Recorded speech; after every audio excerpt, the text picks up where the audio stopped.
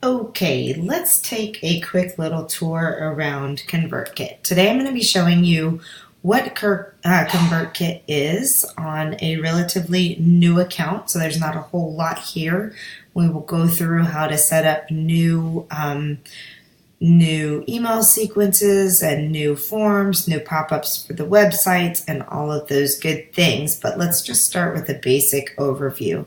So when you log into ConvertKit on your main page, you're going to see this little bar graph that shows you your new subscribers, how many emails you've sent, how many total subscribers you have, your average open rate, which just as a side note here, a 69.62% average open rate is insane, with almost a 50% average click rate. That's great. Now granted, it's a small subscriber pool, but still, this is an indication that the opt-in or lead magnet is really targeted at the right people and really effective because they're actually opening it and actually clicking on the links provided in the emails. So that's really awesome. That's just a side note. Up here, it will show you your subscribers, your automations, forms, sequences, and broadcasts. We'll go through all of those. And over here is your account information. So if you click over here, you can get your account information. Other little things that you can click on. Oh, they've got a great little promotion going on. So if there's promotions happening, you can click there. And help is on the question mark. So all right, there are a couple of things down here. First of all, I'm not going to scroll down too far because I don't want to give away all these people's email addresses. But down below this little graph, it'll show you how many confirmed subscribers the person has. And then to the right, you have the option to add subscribers. So let's say you participate in some type of other online event or something where people opt in and they understand that you are going to receive their email address. Or maybe you go to an in-person event and you have them fill out a form, a piece of paper to give them their name and email address. So they're opting in, but they didn't do it online. So you can add subscribers, you can upload subscribers. If you came from another email platform, like if you hop over from Aweber or one of the other ones, you can add subscribers down here just by clicking on add subscribers, and it will walk you through that process. You can either add a single, import a CSV, or import from another provider. So that's pretty cool.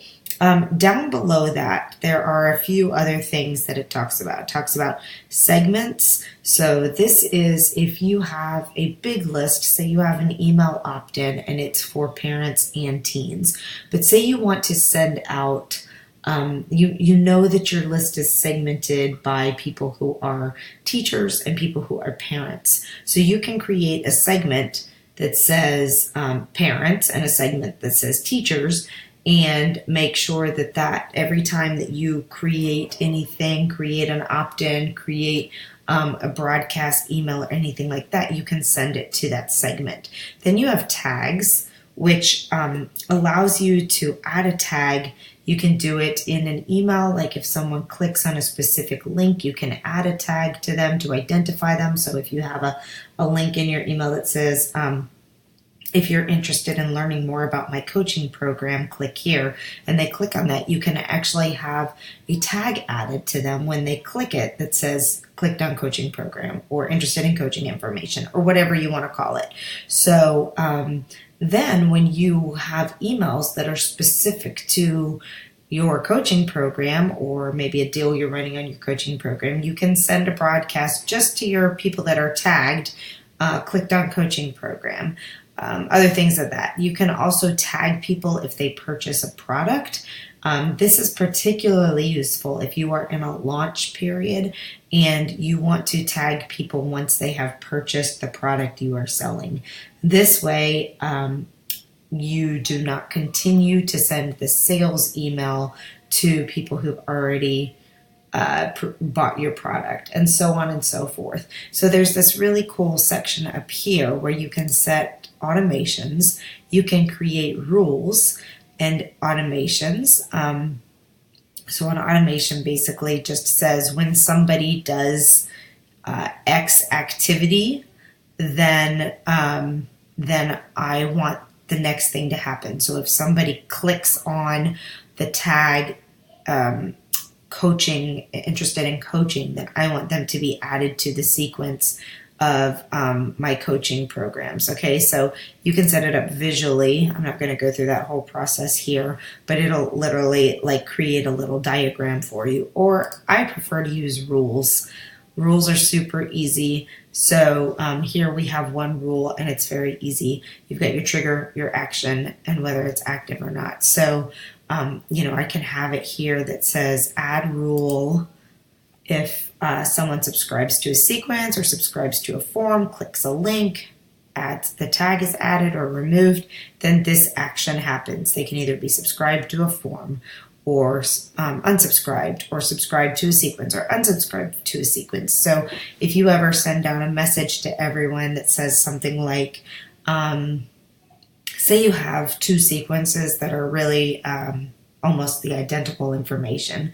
So if you think there might be a chance they're getting both email subscriptions, you might say, when they subscribe to sequence B, then I want to unsubscribe them from sequence A. Just all kinds of fun things that may seem a little bit difficult to comprehend right now, but when you get into it, you'll really see when you have lots of forms and lots of different things going on, lots of broadcasts, lots of things, then it becomes to really make sense. So for example, through my account, I have something like 50 forms. So if they subscribe to an email all about marketing, I might automatically add a tag that says I want them to be tagged for anything for marketing, so that if I send out an email that's only about marketing a book, then I know that those are the people that are getting it.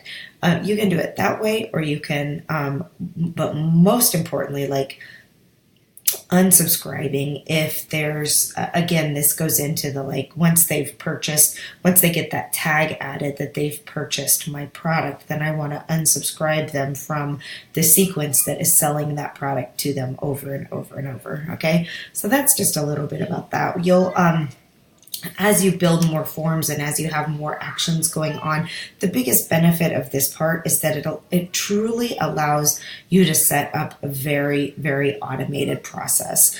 And it all begins with the forms. So the forms you want to have available for if you're going to be a guest on a summit or at a conference or anything like that, and you want to have a special link that you're sending people to, you could set up a form. Or if you want to have just a generic, download my 5 best tips on XYZ to add to your website, then you have that form.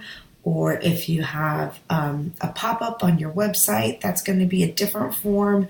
If you have different types of opt-ins, you're going to want a separate form for each type of opt-in. Once you have the form set up, and setting up a form is really easy. I'll show you how to walk through that process right here. You can either set up just a basic form that goes anywhere, or you can have a landing page. So the landing page can be either completely hosted by ConvertKit, or you can put it on your website and it'll be its own landing page on your website.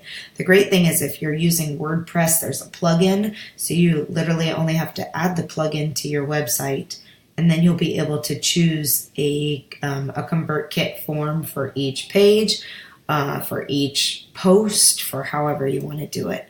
So let's say you want to add a pop-up. So inline, that just means that it's going to look like this, a plain one that just has name, email address, and subscribe, or you can do one that's a little fancier, or again, minimal, but has a little bit of details on it.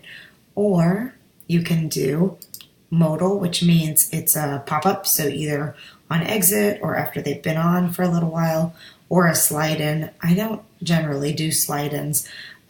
Generally, I'll do inline with the not clean, but the minimal, so that we can just give a call to action here, basically like download my 5 best tips, and then maybe a blurb about what those tips are. And then instead of subscribe, I like to change it to more of peppier call to actions like download now or count me in, exclamation point, or something like that. But I also like a good old-fashioned pop-up. And again, I like this one because, pop-ups can be super annoying, but they also result in people joining your mailing list when they might not otherwise be inclined. So you want to make sure it's a great option, a great and feasible opt-in. So something that people who come to your website are truly going to be interested in, like get my best 5 tips on X, Y, and Z, or something that is going to catch their attention if you have a coupon code for a discount on your coaching sessions or something like that. That's a great one to have as a pop-up. So, get a 25% discount code when you join the newsletter, something like that.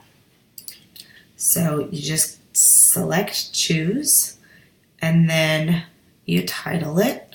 I'm going to title this pop-up for website. Title it whatever you want, as long as you know what's happening, and then let them know what they're getting.